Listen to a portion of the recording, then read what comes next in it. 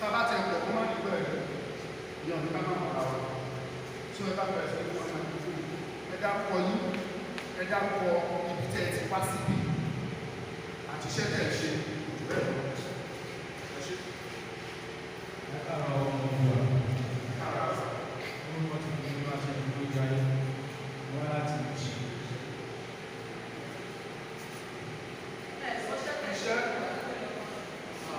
Iṣẹ́ mi ní awakọ̀ ẹ̀kọ́ sí ìlú iṣẹ́. Ẹ káàárọ̀ ọ̀pọ̀lọpọ̀ ó pàṣẹ ní ilé pẹ̀lú ọlájú tíṣà ní oṣù. Ọ̀dọ̀ àjọ láti òkè apá. After years, we were working with the administration.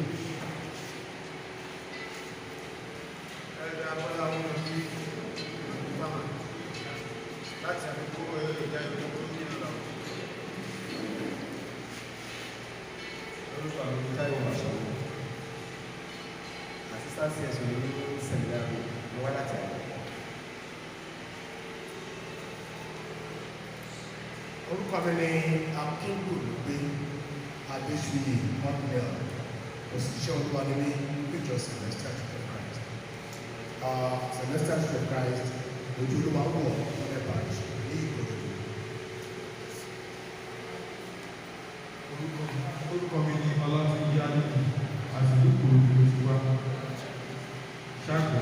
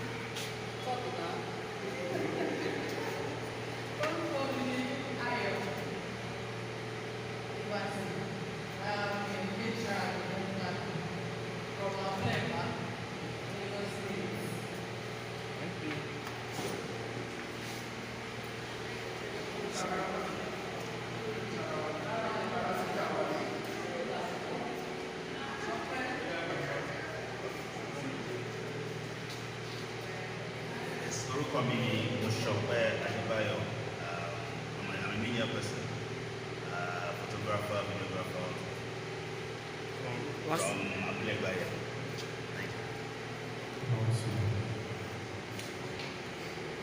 Okay, there's no need for that. No. Iṣẹ́ Yorùbá nílẹ̀. Ẹ ṣé o, ọmọ Oòduà o. Ẹ ṣé mo dúpẹ́. Ní báyìí ó tó di pé àwọn méjì kan tún ṣẹ̀rú wọlé bẹ̀rẹ̀ ìpẹ́ lọ fún wọn.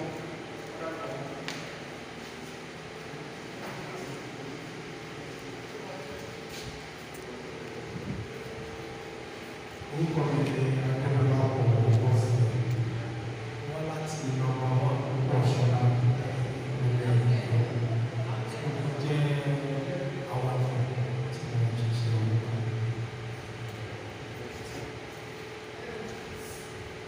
Ẹ̀yọ́ òkúlé ẹ̀ka ọ̀sán.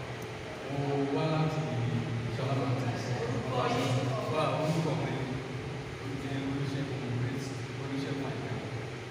Mo wá láti ṣọlá láti ṣe wá 62 ní ìlú.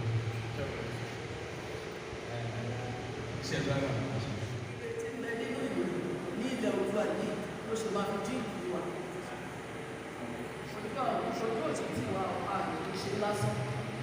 Láti bẹ̀rẹ̀ yìí, ẹgbẹ́ má ní ká fà sẹ́yìn. Nítorí wọ́n máa ń sọ pé mi ò lè wá kú, mo lè jó ilé balẹ̀. Bàbá rẹ̀ sọ pé mi ò ní àsìkò. Ṣé mọ̀ pé wọ́n kúkú bá màmá lọ? Ẹ wo àwọn Yíbò ẹ wo bí wọ́n ṣe kóra wọn jọ tí wọ́n bẹ̀rù tí wọ́n sọ pé ìlú yìí sẹ́ àwọn máa gbà. Ẹ jẹ́ kí àwa náà kọ́ta para wọn ká lè gba ìlú wa yìí. Ká má bẹ̀rù, ká má fòrò nítorí bá àgbàdo pé ọlọ́run wà pẹ̀lú wọn. bá a ṣe wá ṣe mítìlì ilé ìlú nítorí tó jẹ́ àkọ́kọ́ ìlà ṣe wá sí ìlú báyìí. Ẹlẹ́ẹ̀kejì ẹlẹ́ẹ̀kẹta bó ṣe wọ́n máa lọ bẹ́ẹ̀ ni a máa ní tó jẹ́ pé àti máa meet bẹ́ẹ̀ pé bá ṣe máa ní ìlọsíwájú ìlànà wa fún gbogbo wa. Olúkálukú á dẹ̀ ní àìdíẹ̀ ẹ̀ ní fi ilẹ̀ fún ẹnì kan gbogbo alájọ wọn máa ṣe kí wọn máa jọ bá ìwà wa láti fi máa ṣe tó máa fi ní ọmọ àfihàn tó fi máa yọrí sí rere. Èmi ò ní mọ́tò tí mo fẹ́ sọ mo kàn fẹ́ wẹ́pọ̀ mi ní bí ẹ̀ káàbọ̀ sórí èdè. Olúwa ò ní dójú tì wá. Màá lè ti ṣe é bí a máa ṣe bí a máa ní ìlọsíwájú. Ẹ má dùn Yorùbá kò fọwọ́ títí. Bọ̀bọ́ ṣe sọ pé kí n má sọ fún mi ṣe èmi náà try kí n má sọ fún báyọ̀ kó máa bọ̀ sí kó máa bọ̀ sí. So màá hand over okay màá fi máìkì màá fi lé wọn lọ́wọ́ sí i. Wọ́n lè tẹ̀síwájú. Ẹ ṣe gan ni. Ẹ̀kọ́ ẹgbẹ́ ìṣèlú máa sọ ìbò jẹ́ ìgbésẹ̀ kò sí àgbègbè onífìyà so ọdún bẹ́ẹ̀. Èyí ni Mrs. Ojú Àbíkú tí mo jẹ́ coordinator ẹgbẹ́ wa ní Ogun State. Ẹ má bínú iṣẹ́ rójú mi. So ìwé àwọn ọkọ tí mo tiẹ̀ fẹ́ fi kún pẹ̀lú nǹkan tí àwọn ọ̀gá wa ti sọ. Mo fẹ́ sọ ọkàn wa nìkan. Ẹgbẹ́ bá ṣe jókòó, àyùmọ̀ àwọn tó ṣàwà ẹ̀kọ́ mo fẹ́ gba Yorùbá sí ìdí akéré. Kẹ́rù máa bà wá pé ṣé nígbà nígbà ìkéjá àwọn achieve it pẹ̀lú agbára wa. Mo fẹ́ ká mọ̀ pé kì í ṣe àwa nìkan ló wà nínú ṣọ́ọ̀bù. We are just a section, a group out of hundreds of tó ń jìjà àti ìjà òmìnira ilẹ̀ òkè. Tó mo fẹ́ ká fi ọkàn balẹ̀. Ìjà tí a jẹ́ ń jà ní sections là ń jà. Nípele nípele, ibi la wà, ibi lẹ̀ wà. Tá a lè ní gbọ́ ní ìṣùgbọ́n rẹ́gísítà lè wá ní UNPO. Wọ́n ṣe ṣiṣẹ́ débẹ̀. Ta ló lọ sí? Kẹ́lẹ̀ mọ̀ pé àwọn ọmọ òṣìṣẹ́ náà tí ò tẹ̀ ṣe lẹ́kùn sí wa rárá. Láwọn tó lè rí àwọn UN àwọn àkọ́ nínú mi ọ̀rọ̀ ìtẹ̀sí ya. Ààrẹ sọ fún wọn nínú tábìlì tó ṣe fún wọn ní ààrẹ Nàìjíríà. Ó ní sí òun bá fẹ́ jà ọjọ́ méje, ó ní ọdún méje ní wàá fi plan. Ọ̀pọ̀lọpọ̀ mẹ́ta. Yorùbá ti ní many battles láì ṣùtì a single without a single shot. Láàárín ẹ̀dá òṣìṣẹ́ ọmọ náà Áfíríkà. Ṣùgbọ́n ṣe wárédè tó wà lẹ́yìn. Àfẹ́jà, òun náà fi ọ̀rọ̀ ẹ̀rọ ẹ̀dùn ètò. But àwọn afẹ́ bọ́ lọ́wọ́ wọn, ó dẹ̀ àpapọ̀ ló gbéjà lọ́wọ́. Táwọn bá dẹ̀ wà lé àfẹ́jà fẹ́ fi sùúrù ṣe. For these people are here already. With their weapons wọn tó sọ̀rọ̀ àjùwá. What do we do? Àwọn náà lè máa wọ́n yẹn lásìkò àfẹ́jà. Ìfẹ́ ló ti di pé àwọn akẹ́kọ̀ọ́ ló bára wa. Lọ́nà tí kálukú bá mọ̀, àmì ìgbésẹ̀ wà. Ìwọ̀n tó bá jẹ́ ìgbésẹ̀ ìbẹ̀rẹ̀ àdúrà yìí. Ó bá yàwó bá sọ̀rọ̀ sọ̀rọ̀ lọ́wọ́ fún ìyá tó máa lẹ̀ mọ́ mi. Mo nítorí church wa ibi tó wà bí tẹ̀ ṣe tó yẹ ká rí ìsìnkú àmì. Tẹ bá rí wí tẹ̀ ṣe ká tó ọ̀nà níbi ṣe gbó mo bẹ̀rẹ̀ kó wà ní ìgbà tí gbogbo wa bẹ̀ fún church wa ìdàpọ̀ àwọn ọmọdé tí ó fẹ́ tó lè ní ọtí wọn kọjá tó. Wọ́n wà ní wọ́n wà lẹ́yìn pé wọ́n kún sẹ́sì wọ́n gbọ́ ọ̀rọ̀ wà lẹ́yìn gbogbo wa ló wà ní ìgbèjà. Christians ìlú ìjàwé, Muslims ìlú ìjàwé, àwọn traditionalists ìlú ìjàwé. Ọmọ burúkú gan lọ́jọ́ tí láwọn oníbí gáàsì gbogbo tó dàbí para wọn fèsì náà máa di mẹ́ta ìjọba aṣọ. So bàtà àdẹ̀fẹ́ kí àtàwọn ọdẹ ìlú jà wọn. Kó má di pé wọ́n mọ̀ dé òkè àwọn aláwọ̀. Òun ló fi yẹ agbára láti ṣe. Kálukú náà ó máa múra sílẹ̀.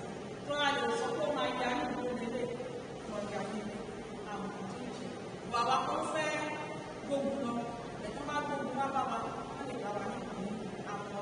Yẹn nìkan tí mo sọ lọ. Ṣé rọrùn fún wa lẹ́yìn àlè gbogbo ẹni sọ pé àwọn ọba ò dá sí. Àlè gbogbo ẹni sọ pé àwọn afẹ́nifẹ́ ò dá sí. Wọ́n ti bá àwọn àgbà kan sọ̀rọ̀. Wọ́n sọ àtìlẹ́yìn tá a bá sọ̀rọ̀ dé stage náà rí lọ. Tó dé stage tó ní ká pa kámẹ́rà. So many things off camera.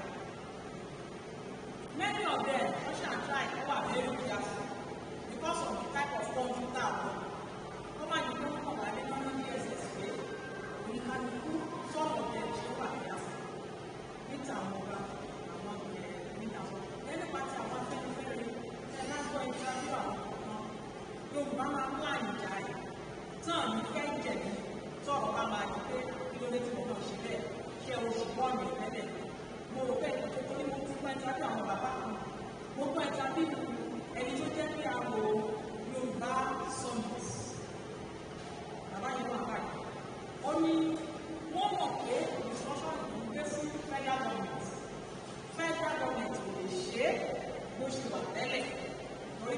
bàjẹ́ lẹ́nu wọn ó ti tẹ̀ gba sẹ́tọ̀ fún wọn so ó ní ọ̀pọ̀ wọn lè ṣe ó ní wọ́n mọ̀ wọn ti sí ó ní wọ́n jẹ́ fún wọn tó ní tọ̀ tó bá fọ́ọ̀sì tó bá jọ tó bá fọ́ọ̀sì nínú àyẹ̀wò ní kíláwá ṣẹlẹ̀ bàbá wọn yóò tó bá fọ́ọ̀sì bàbá yẹn rẹ́rìn-ín náà onílágbá ó lò wọ́n Yorùbá àwọn lò wọ́n Yorùbá kẹ́ẹ̀lì mọ̀ pé kì í ṣe àwọn àgbà tó wà nínú wa táwọn náà ṣe ọ̀rọ̀ sí tán ẹ̀ fi gbogbo ẹnu sọ̀rọ̀ tó ẹgbẹ́ kọ̀ọ̀kan bàbá yìí kì í ṣe àwọn àgbà tó wà nínú ojú ìjà náà. Ààrẹ sọ̀rọ̀ fún wa tó fẹ́ mú ó ní tó bá ní wọ́n sọ̀rọ̀ unity nígbà tá a sọ̀rọ̀ pé wọ́n jọ fún òun ní ìjọba ó sọ pé pátánálìs wọ́n fi united gbogbo wọn ó ní ìbọ̀tọ̀ ó united gbogbo ó ní bó ṣe máa ní ìyẹn tó máa sọ̀rọ̀ láti gbà fídọ̀ ó ní wọn papọ̀ ó ní ìgbà tó ọ̀yẹ́ bá ti wá ní finance sí àti wá ní pdx freedom ẹ̀sùn dé ètò bọ́ọ̀sì àwọn olùkọ́ bá ṣe ṣe náà ó ní àwọn talk of freedom ó ní just a few minutes ló máa ń ja ìjà náà gba gbogbo ilẹ̀ sí ó ní kò dìgbà tí èèwọ̀ pọ̀ ní ìgbà gbígbé gbogbo ìlú ló gbúdọ̀ dìde ó ló lè jẹ́ àwọn kéréje out of that ní lọ́nà ọ̀tẹ̀bà fún wọn lára yẹn and they will liberate them so ẹjẹ́ bá kàn wọ́n balẹ̀ they are play tiwa ní ẹjẹ́ máa play tàbí ẹjẹ́ kí gbogbo máa gbọ́ ẹjẹ́ kí wọ́n máa sọ ká máa sọ pé báyìí ló ṣe ẹ̀rọ nípa agbára yìí a lè ní kò ní tó mú olù ṣùgbọ́n àjọ àwọn ni pé ọlọ́run jẹ́ kó ló jà ó tó bá dẹ̀ lówó ọmọ àdìsá ìjà wáṣọ. àwọn tó kọ́ ní ìṣọ́ṣọ́ ní àwọn olùgbé àwọn olùgbé oníjẹ oníjẹ oníjẹ láwọn tó kọ́ ní ìṣọ́ṣọ́ ní pé tó bá ti parí ìṣọ́ṣọ́ ní wájú máa gbọ́ fún ọ máa dúró tó máa ṣe jẹ àwọn tó sàkóso ọwà nìyẹn àwọn tó fi wá gba ojú bí tó fi wá negotiate lókè nìyẹn ní òsọ́pá fẹ́nifẹ́re o ṣùgbọ́n àwọn ló parí ìṣọ́ṣọ́ ìpínlẹ̀ kan ní bàbá wa ní gbogbo ṣùgbọ́n kọ́ lọ change kò sí ní wọn lóde ló láti years mọ́ gbogbo àwọn tó wà ní afẹ́nifẹ́re o kò sí ní wọn ló sì fẹ́ ló láti years láyé wọn ò ní pẹ́ kú kọ́ ṣe dáadáa síbẹ̀ kó tó ní wọ́n kú á lè sọ nípa wọn èmi nìyẹn àpẹẹrẹ ìṣọ́ṣọ́ ẹ sọ fún wọn pé afẹ́ jáde pátápátá ni total decision afẹ́ we want to leave this Nigeria chito that's our Trump that's our Trump ọlọ́run àgbà fún wa wọ́n mọ̀ wá fẹ́ ṣe àfikún kékeré kò sí ká tó máa ń lọ. Ẹjọ́ mi fọ́jà sí kọ̀m̀pútà. Ẹjọ́ I'm worried about the guy that was arrested. ṣe ẹni sáré sọ̀rọ̀ ṣe ẹni ọmọ tí wọ́n mú ọ̀rọ̀ ẹ̀ nǹkan méjì ni ó ṣẹlẹ̀ èmi náà mi ò sinmi lórí ọ̀rọ̀ náà ṣùgbọ́n bí mi ṣe sinmi ẹnu sí kan tí mo lè ṣe ìdí ni wípé ọmọdé ní mi láàárín millions of Yorùbá tó jíjà ẹni wá pè mo béèrè lọ́wọ́ àwọn leaders àti kí lẹ́ ṣe wọ́n kọ́ send message kò sí wípé wọ́n ti rán lọ́ọ̀yà lọ ipò lọ ṣiṣẹ́ lọ́ọ̀yà dẹ̀ kọ̀wé lọ I saw the book mo post ẹ̀ lọ́ọ̀yà kọ̀wé lọ kọjá ọmọ chambers ó kọ̀wé ó dẹ̀ bèèrè wọ́n rí nísì ọmọ bọ̀dí kẹta àwọn akọ́ ni pé wọ́n ní kìí ṣe ìtorí flyer náà fi mú ọmọ yẹn wọ́n ló ní àwọn òkòkò tó ṣe it's a very young guy sẹ́mọ̀ pé Nàìjíríà dẹ̀ ní wọ́n máa ń wáyẹ̀ kiri ni wọ́n máa ń wá ẹ̀sùn ni wọ́n máa wá ẹ̀sùn tó fẹ́ fi sínú lẹ́sẹ̀ wọ́n ló ní kan tó ṣe tó fi mú bọ̀dí ó lè difference wọ́n wà ní ìbáyìí ni pé àtúwọ̀ ò sọ fún wa nǹkan mú èmi dẹ̀ jẹ́ pé wọn pé ó ṣe jẹ́ pàtó wá pín flyer yẹn lẹ̀ wá rí mú sí ẹ̀ ṣe mú kó tó pín flyer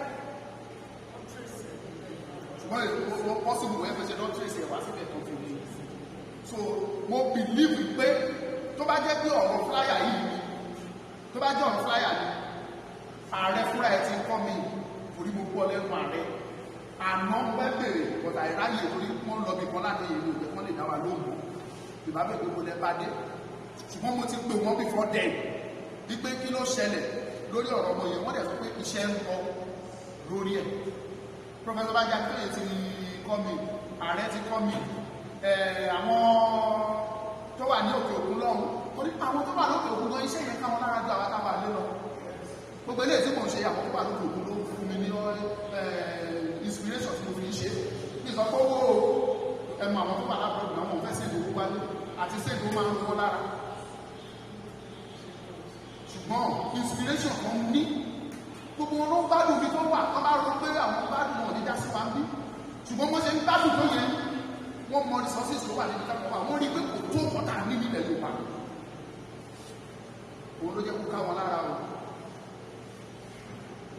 òun lè fi dìde fún fi ṣiṣẹ́ mo dẹ̀ bá gbogbo wọn sọ̀rọ̀ lórí ọ̀rọ̀ ọ̀hún wọ́n ní iṣẹ́ lọ lórí ọmọ yẹn bọ́ tí àwọn ọmọ rísì tí ọmọ yẹn ò tí fi jáde by now so tí bá ṣe tó mo sì máa pe kó ìpín òró ní nọ́mbà ìyá ọmọ yẹn dání so máa pè máa bèèrè lọ́wọ́ ẹ̀ pé kí ni ibi tẹ́ conclude sí lórí ọ̀rọ̀ ọ̀hún so information kan fún mi ni pé èèyàn bíi mẹ́ta ni mo ti pè wọ́n dẹ̀ sọ the same thing fún mi pé ìtàn sọ ní pé kì í ṣe torí áńbìlì náà ṣe ṣùgbọ́n kí wá ló ṣe tán fi wá ń mọ̀ ṣọ́ ṣùgbọ́n àti but I will continue to do my findings ká lè mọ bó ṣe lọ